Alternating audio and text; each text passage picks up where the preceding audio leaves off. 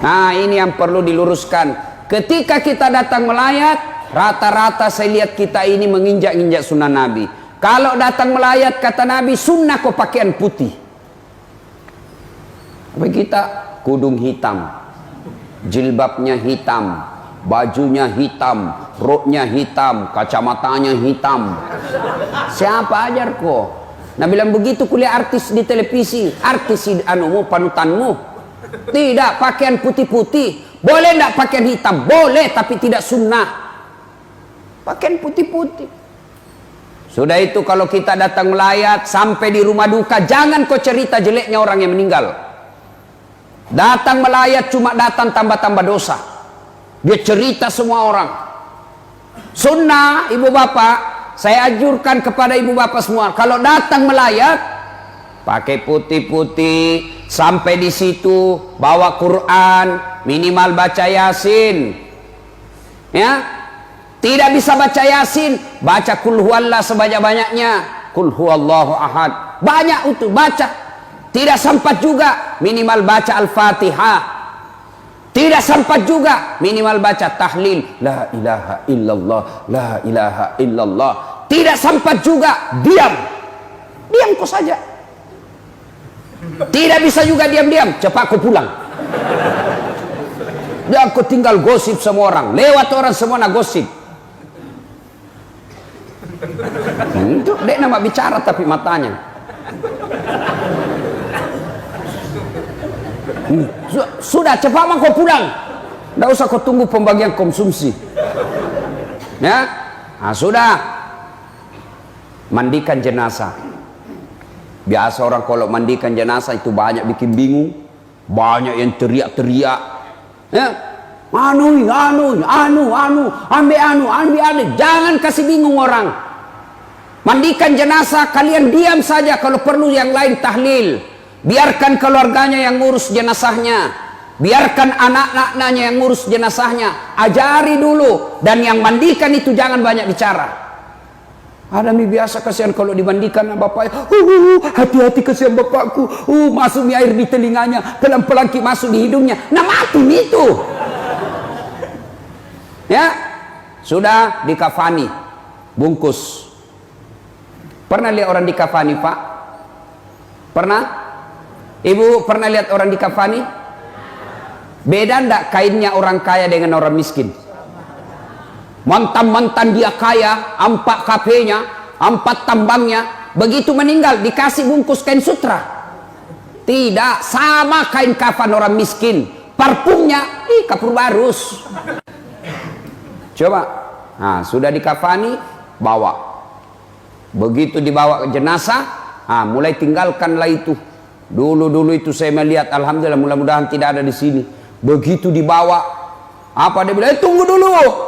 Mana kelapanya? Mana gula? Beras? Jangan lupa. Mau apa? Memangnya orang meninggal mau bikin bubur? Tidak ada itu. Kenapa orang-orang dulu bawa kelapa? Ternyata saya tanya pakar antropologi, kenapa orang dulu bawa kelapa kalau ada meninggal? Ternyata tujuannya setelah dimakamkan itu jenazah, disirami air kelapa di atasnya supaya tidak digali oleh babi, baru dibuka itu kelapa, dibuang supaya jauh-jauh, supaya babi tidak gali kuburnya orang meninggal. Itu kelapa dia makan dulu. Sekarang tidak ada mie babi, maka lebih baik itu beras, gula, kelapa, bikin kue, kasih remaja masjid. Itu lebih manfaat. Bawa parang, memangnya mau berkelahi. Nah, sudah kembali pengantar. Lisun itu. Nah, begitu kembali pengantar, kata Nabi, masih kedengaran suara orang yang melangkah terakhir, yang paling terakhir keluar. Kan 3 itu antar 3 yang antar kita kalau kita meninggalkan. Apa itu? 1, harta. 2, keluarga. 3, amal. 3 yang mengantar, tinggal 1 yang temani kita, 2 pulang. Apa? 1 keluarga, Begitu kita meninggal, datang semua keluarga tak, datang semua teman tak, anak istri tak semua datang. Begitu kita masuk di kubur, dia mau tinggal.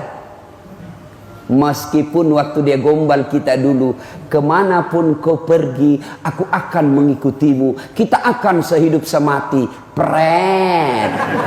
Bale-bale kau. Ibu-ibu, ini ibu-ibu yang sudah muka-muka tua ini saya lihat.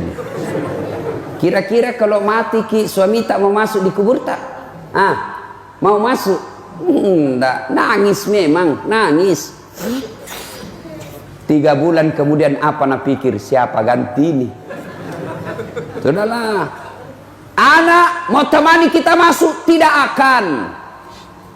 Ada di lomba. Orang kaya cerita saja ini Pak. Kaya sekali di satu kampung. Begitu dia tua, dia panggil anaknya. Nak, maukah engkau menemaniku 40 hari di kubur? Kalau kau mau menemaniku 40 hari di kubur, ambil hartaku 50%. Nah bilang anaknya, berapa hari Pak? 40 hari. Saya bikinkan ke ruangan di bawah tanah, temani saya di sampingku.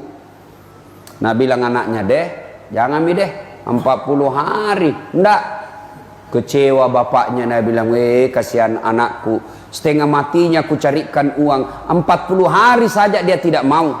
Dia panggil lagi istrinya, sayangku sinilah kau dulu, saya sudah sekaratul maut, maukah engkau menemaniku 40 hari, ambil saja hartaku 50%. Apa nak bilang istrinya? Anakmu saja tidak mau, apalagi saya. Enggak. Wah, kecewa, Masya Allah, ini istriku hidup mati saya carikan uang, temani saya 40 hari, tidak mau. Dia panggil saudaranya, saudaraku, kau temanilah saya di kubur nanti. Nah bilang, anakmu saja tidak mau, istrimu juga ogah, apalagi saya. Kecewa, dia bikin sayembara, pengumuman. Satu kampung, siapa yang mau temani saya di kubur 40 hari setelah saya meninggal, saya kasih kau hartaku 50%. Woi, ada orang paling miskin di kampung, dia dengar itu pengumuman, dia daftar. Paling miskin, apa kerjanya? Menebang pohon di hutan. Satu di kekayaannya, kampak. Tahu kampak? Tahu kampak? Wase. Oh, datang mendaftar, tanda tangan perjanjian. Tiba saatnya meninggal betul ini orang kaya, maka dia masuklah di kubur ini orang kaya, ditimbun tanah, di ruangan kecil dikasih masuk juga ini orang miskin. Begitu datang malaikat penjaga kubur, datang nih, langsung lihat ini penjaga kubur, kan nih, datang, ini sudah. Tiba-tiba ini malaikat penjaga kubur yang tanya-tanya di kubur, langsung lihat, kenapa ada orang hidup di sini? Wah, langsung dia didatangi. Tidak jadi ditanya ini orang mati, ini dulu didatangi. Kenapa kau ada di sini? Nah bilang begini, saya kasih yang orang miskin, ada perjanjianku sama ini orang mati, orang kaya.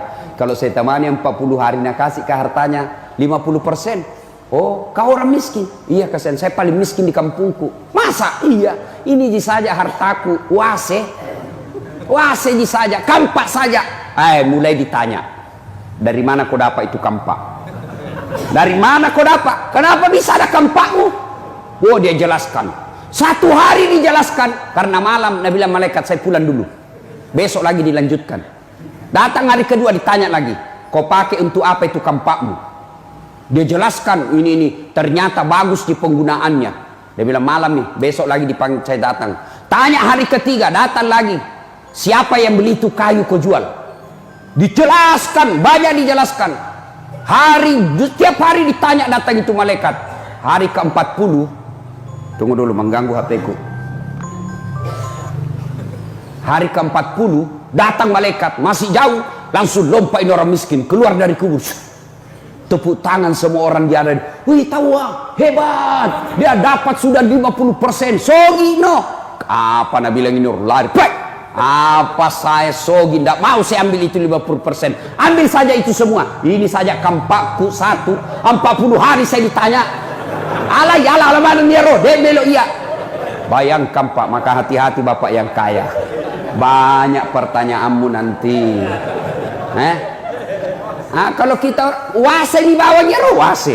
Bagaimana bapak yang 7 hektar sawahnya? Oh, masih sako. Coba itu enaknya kalau orang miskin. Apa mau natanyakan ki? Apa mau natanyakan ki kalau orang miskin?